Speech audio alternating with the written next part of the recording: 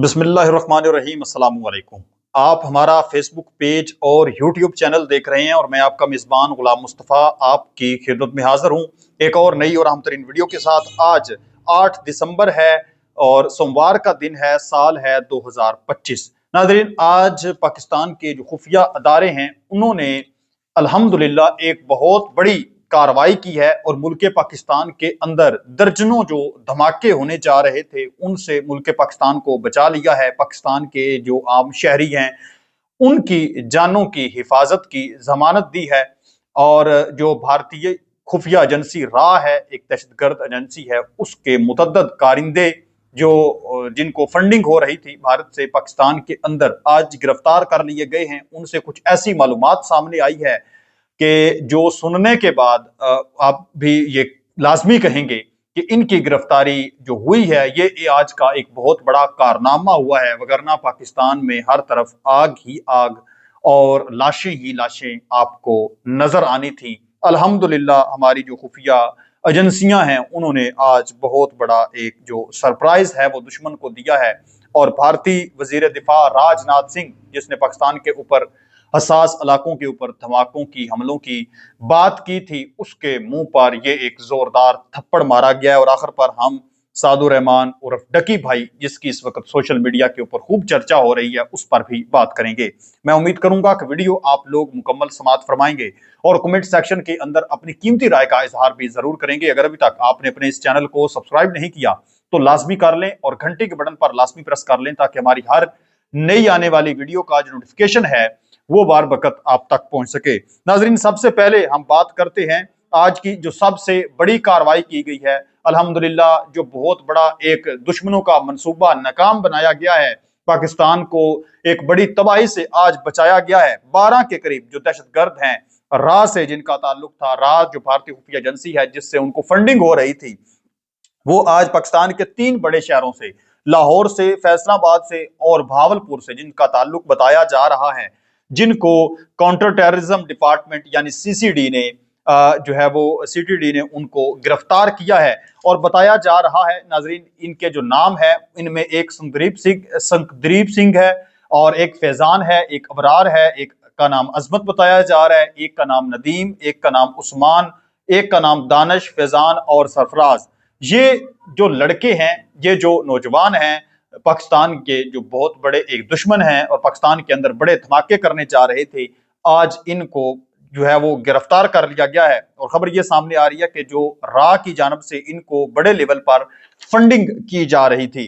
अब हम थोड़ा सा गुज़श्ता जो दिन गुजर गया है उसकी तरफ चलते हैं। मैंने कल आप लोगों को एक खबर दी थी, जो राजनाथ सिंह है, भारत का जो वजीर दिफा है, उसने कल या परसों एक बयान दिया था जिसमें उसने वाज़ेह तौर पर कहा था कि पहलगाम का जो वाकया हुआ था तो उसके बाद हमने पाकिस्तान के खिलाफ बड़ा एक्शन नहीं लिया, बिल्कुल एक मामूली छोटी कार्रवाई की है। अगर हम चाहते तो कुछ बड़ा कर सकते थे, लेकिन अनकरीब मुस्तकबिल में पाकिस्तान के जो हसास तरीन इलाके हैं, जो हसास तरीन जगह हैं, उनको हम टारगेट बनाना जो है वो चाहते हैं या उनको बना सकते हैं, या पाकिस्तान के अंदर बड़े धमाके जो हैं वो हम करेंगे मुस्तकबिल की उसने बात की थी। अब ये इस बेस पर की गई थी कि उसकी तैयारी जो है वो तकरीबन मुकम्मल थी, क्योंकि आज ये जो दहशतगर्द गिरफ्तार हुए हैं इनके पास जो खुफिया मालूमात थी और जो जो इनसे जो बारूद और असलिया जो बरामद हुआ है उसको देख के लग रहा था कि बिल्कुल भारतीय राजनाथ की जो तैयारी थी वो बिल्कुल मुकम्मल थी। जो उसने एक प्रॉक्सी वार का सिलसिला शुरू किया हुआ है, यानी वो अटैक डायरेक्ट जो है वो बॉर्डर के थ्रू नहीं करना चाहता था,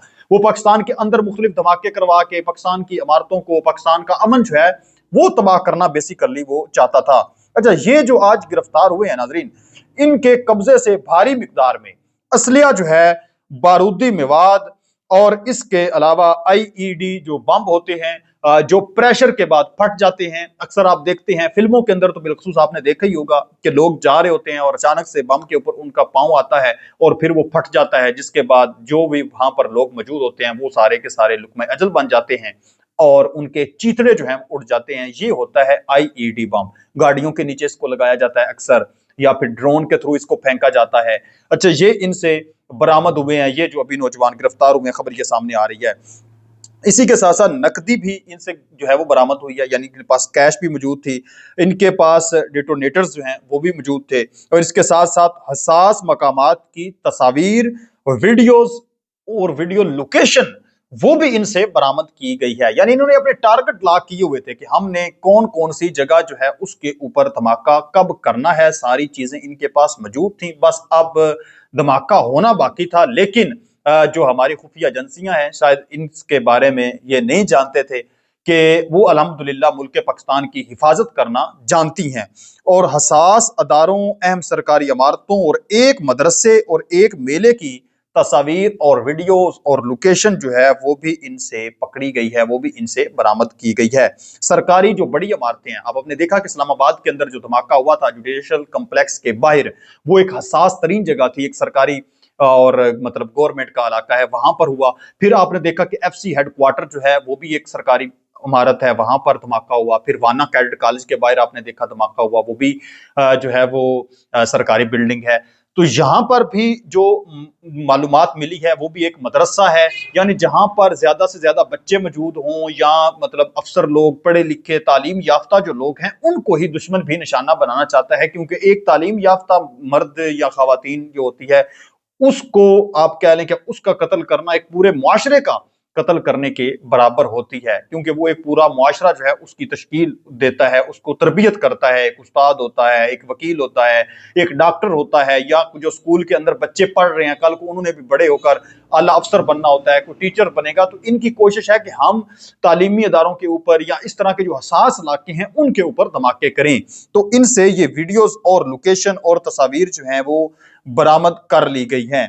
नाजरीन, इसके अलावा आप लोगों को बताता चलूं कि ये जो गुज़श्ता माजी के अंदर धमाके हुए हैं, अब बेसिकली तो इनमें जितने भी लोग इन्वॉल्व थे वो तरीके तलिबान के थे, वो टीटीपी के थे, वो अफगानिस्तान से उनका ताल्लुक बताया जा रहा था। लेकिन पीछे हाथ किसका था, फंडिंग किसकी थी, वो भारतीय राह की थी, वो मोदी और उसके हवारियों की थी। और उसमें वो कामयाब नहीं हो सके तो अब उन्होंने पाकिस्तान के अंदर से ही कुछ लोग जो है वो उतारे पाकिस्तान के अंदर, और कुछ को मतलब जो है वो उनके साथ कार्रवाई की, उनको भारी फंडिंग दी, लालच दिया और फिर पाकिस्तान के खिलाफ उनको यूज करना शुरू कर दिया।